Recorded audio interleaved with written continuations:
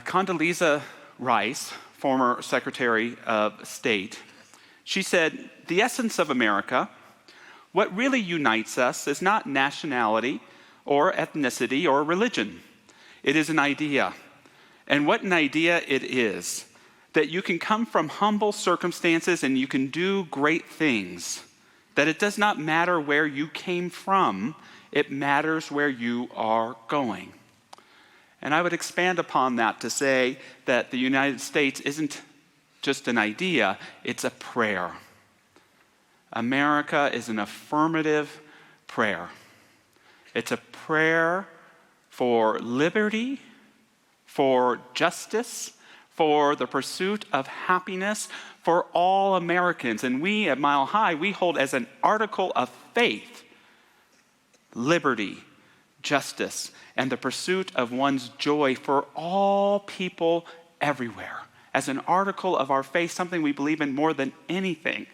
Humanity's purpose is to live free. But damn, is it hard work getting there. And not all prayers are realized the moment that they're spoken.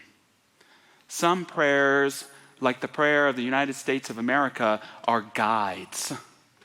There are times where we live close and at one-ment with this prayer.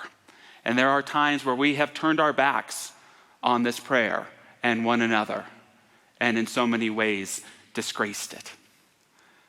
But that prayer always has been and always will be. I love how the journalist and author Thomas Ricks put it. He said, "America is a moving target, a goal that must always be pursued but never quite reached." And I think we make a mistake when we associate the United States just with her government. A government or an administration represents the United States, but it's almost like it represents the United States in a snapshot of time. To really understand America, we have to look to its people. That America is a history of answered prayer. Answered prayer as Thomas Jefferson. Answered prayer as Frederick Douglass. Answered prayer as Harriet Tubman. Answered prayer as Eleanor Roosevelt. Answered prayer as Thurgood Marshall. Answered prayer as Martin Luther King Jr. Answered prayer in so many who have given their lives in service to this country. That's what America is. And my message to you today is, can you hear her prayer? That her prayer has never ceased being spoken. But we can stop listening to it. We can fall into cynicism, understandably. We can become blinded in our outrage that we forget to hope. And that's where we have to recognize our own responsibility is, if you don't remember the truth of America, who will? If you don't remember the truth of the United States, who will? Even when the Declaration of Independence was articulated in 1776, so many people knew that that prayer didn't apply to everyone in the country. Even John Adams' wife, Abigail, wrote him the following letter. "I long to hear that you have declared an independency. And by the way, in the new code of laws, which I suppose it will be necessary for you to make," you hear her making fun of him there, "I desire you would remember the ladies and be more generous and favorable to them than your ancestors. Do not put such unlimited power into the hands of the husbands. Remember, all men would be tyrants if they could." I don't know what she's talking about. "If particular care and attention is not paid to the ladies, we are determined to foment a rebellion and will not hold ourselves bound by any laws in which we have no voice or representation."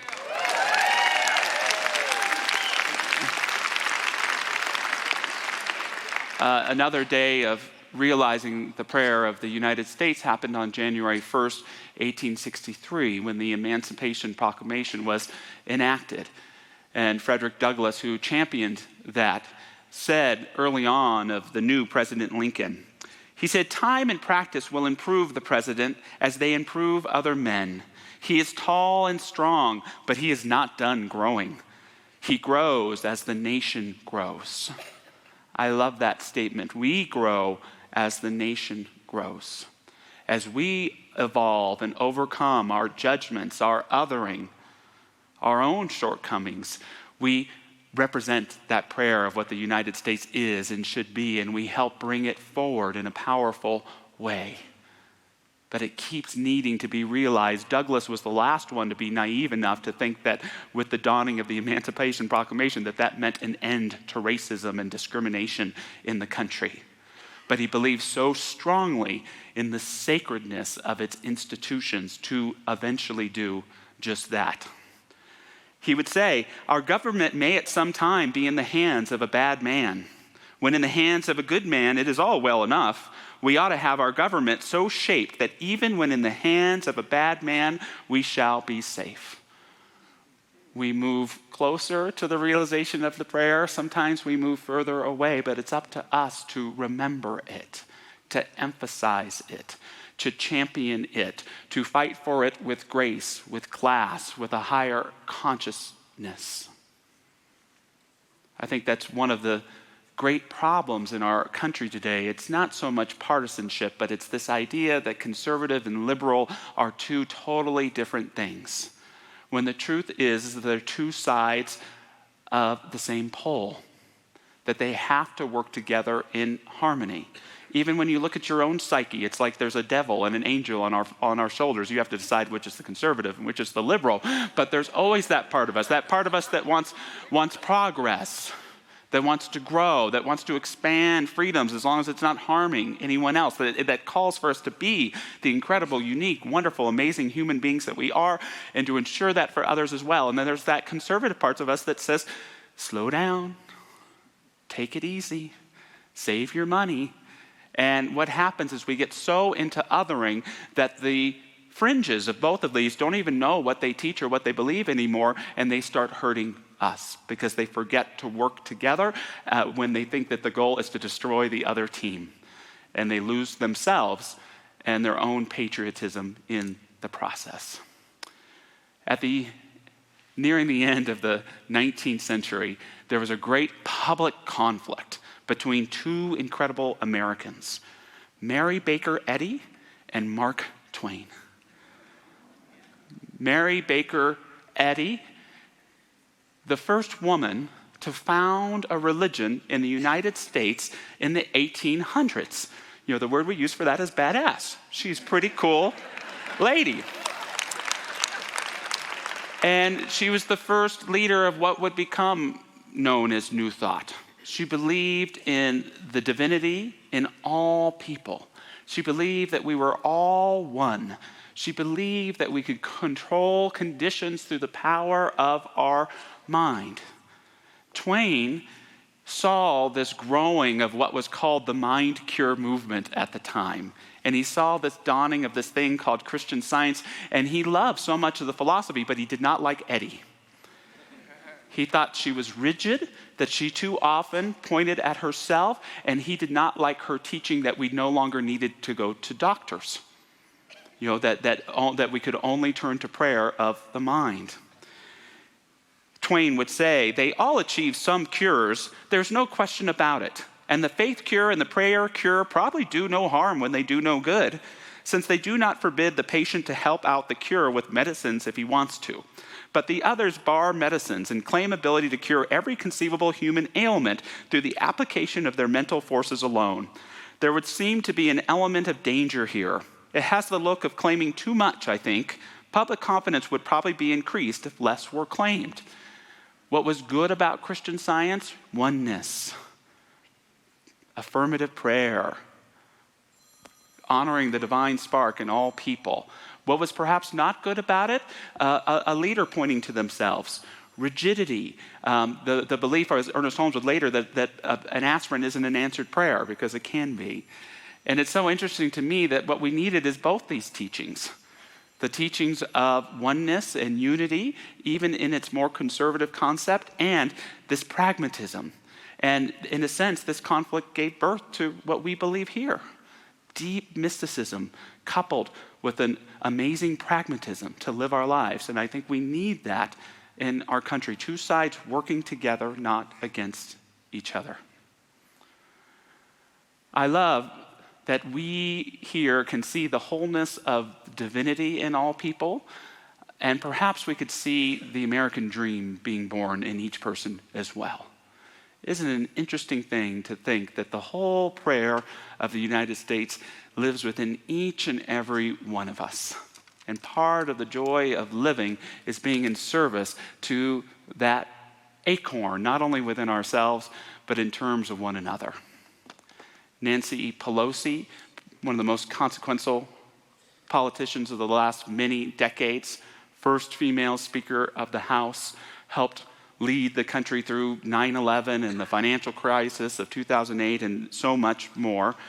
She said that her call to politics was led by my deep commitment to honoring the spark of divinity in every person.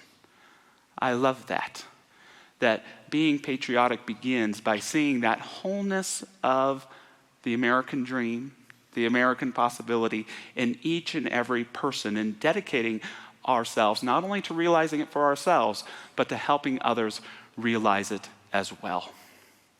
Another great figure of the 19th century was Margaret Fuller. She was most definitely the most brilliant mind of the 19th century. And she worked with Ralph Waldo Emerson to help form this transcendental movement that influenced politics and education and our faith and literature and art and so much more. She was working with a boys' club, and at one point she got a job as a very famous, she would become a newspaper reporter, and she would actually become the first ever female foreign correspondent in the United States. And when she was in Italy, she met a man and fell in love, and she had a child out of wedlock, and she was afraid for a couple years to return, but finally she chose to return to this country to give of her gifts. And in a great tragedy, just not even a mile from the shore, her and her family did not know how to swim, and there was a crash, and they drowned. It was a terrible tragedy, and yet it was symbolic as well that this country, the United States, wasn't quite ready for what Margaret had for its shores. She wrote a popular book called Women in the 19th Century, where she says the world at large is readier to let women learn and manifest the capacities of her nature. Nancy Pelosi would share her first meeting at the White House with George W. Bush. She said, when he opened the meeting, President Bush was very gracious in his welcome. He noted my historic role and added that as the first woman to participate, I might have some different things to say. As he spoke, my chair started to feel crowded, and I had the sensation of being surrounded. It was as if I were being joined by the great women's rights activists and leaders, Susan B. Anthony, Elizabeth Cady Stanton, Lucretia Mott, Sojourner Truth, and Alice Paul. I was not alone in my chair. All of them were sitting with me, saying, at last, we have a seat at the table. My next thought was, we want more. And yeah.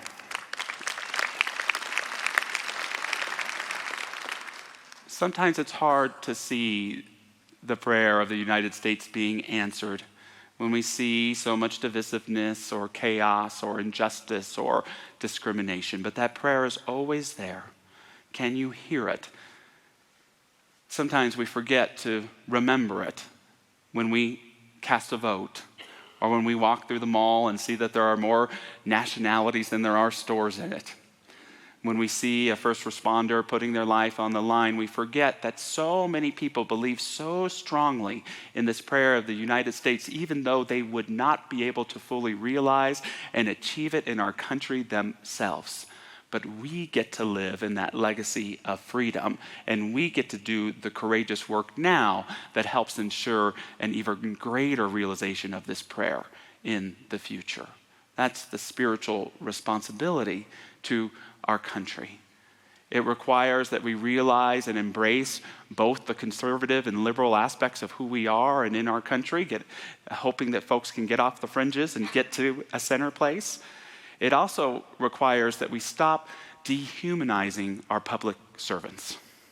Stop dehumanizing our public servants.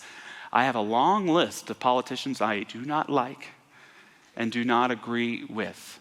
But I think we become cynical about public service when we label people as other or as evil, when the vast number of our public servants serve a cause greater than themselves. They deserve respect. They deserve dignity, even though we may fervently disagree with who they are. And that's something that we can do here. And you know that, my Aunt Nancy, she is so nice, but did you see what she said about the Secretary of Education on Facebook? Bah! We can fall so quickly into this deterioration, and it's up to us to hold that higher consciousness. Condoleezza Rice, a great Coloradan, by the way, had the most difficult job of being the national security advisor on 9/11. How heartbreaking, how much that sense of responsibility must have felt on her shoulders that day. She shares in her memoir, "How could this have happened? Did we miss something? Keep your focus. Just get to the end of today, then tomorrow, then the next day. There will be a time to go back. Not now. You have work to do." And Rice steadfast did everything she could in an administration full of quite the cast of characters to protect our country, to make the highest and best choices to ensure freedom and liberty for all people. And it was many years later when she was Secretary of State, there was a terrible terrorist attack in Mumbai, India. And she got the opportunity to meet with their national security advisor. He was a slight man who wore huge dark-rimmed glasses that made him look like an owl. I had heard that he had offered to resign shortly after the attack, and the Prime Minister had refused to accept his resignation. He, M.K. Narayanan, had the same shell-shocked look that I remembered seeing in the mirror after the attacks on the Twin Towers and the Pentagon. I took his hands. "This is not your fault," I said. "I know how you feel. It's like being in a dark room with doors all around and knowing anything might pop out and attack again. But now you have to concentrate on preventing the next attack." America is a history of mistakes, but it is also a history of correcting those mistakes. We need to be aware of our errors, our mistakes, our injustices, our tragedies, but we also should be just aware of so many efforts to resolve them, to heal them, to move us forward in a more constructive way. We are complicated enough individuals that we can do just that we can hold leaders accountable, and yet we can hold on to that saying from South Carolina, "While I breathe, I hope." I hold that light and that prayer for all beings everywhere. Someone who was able to lead in an incredible way with a high sense of decorum was the first female justice of the Supreme Court, Sandra Day O'Connor. She could be known to be feisty in her role as a legislator in the state of Arizona. It was quite the boys' club, and in particular, the head of the Appropriations Committee there was known as a 10 a.m. drunk by 10 a.m.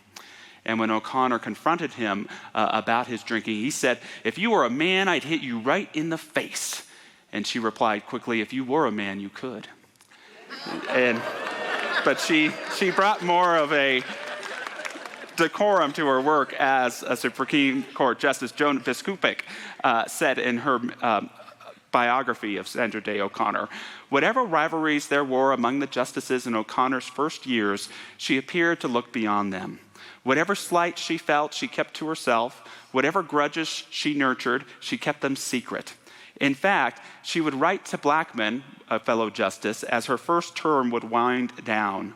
As the term concludes, I wanted to tell you what a privilege it has been for me to work with you this year. Your knowledge and the care you exhibit with all you do sets a wonderful example." As she had in legislative politics, she always struck an outwardly positive note. In closing today, I invite you to treat your country like a prayer. Treat your country like you would treat a prayer. First and foremost, don't get cynical about it.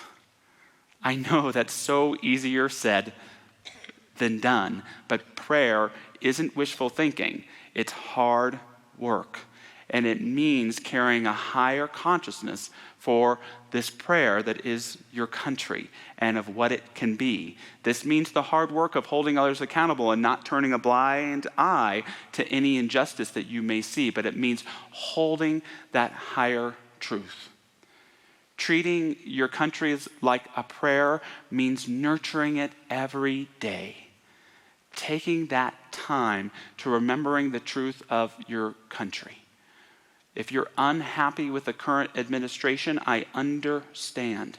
But there are other Americans to remember and listen to and read and be a part of. And we do them no favor when we fall into cynicism or in a lack of faith in our country and what it's capable of doing. Lastly, continue to hold that highest consciousness for being the answered prayer yourself. That when we don't see the prayer of the United States being answered, it's a call for us to be a presence for the answer of that prayer. Speak your voice with clarity and conviction. Point and criticize with respect and with dignity. But always know that you are a demonstration for the United States. And if you don't remember the truth of your country, who will? It's up to each and every one of us to find our way in alignment with this great divine birthright we've been given to know that truth of freedom for ourselves and for others. So moving into a closing prayer today, I invite any of our practitioner prayer partners who want to join me to do so. And I just invite us to become mindful of all of those individuals who we have seen have made progress in realizing the prayer of the United States of America. They may be people who are famous. They may be people who gave their lives in service that you know, and family members. And I just invite us to whisper those names out loud in the sanctuary of prayer.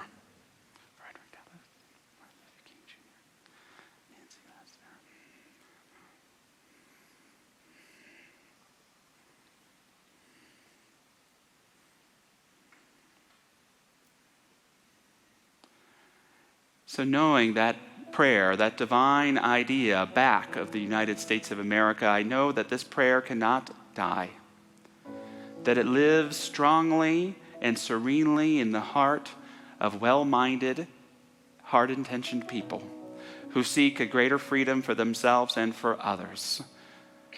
Not sugarcoating the challenges that face us as a nation and in the world, but still knowing the tenacity, the graciousness, the courage, and the wisdom that it takes to lead ourselves and to call others to appeal to their inner nature, to help be a co-creative force in the realization of this prayer for all. Giving thanks for all of those who have given their lives in service to the United States, I just simply know that legacy is right here and right now, that it continues to guide and uplift, even in difficult times, guide to a greater realization, innately in all things, towards freedom, towards joy, towards liberty, towards justice, towards well-being, and the right to live for all. We let it be, we let it become, and so it is. Amen.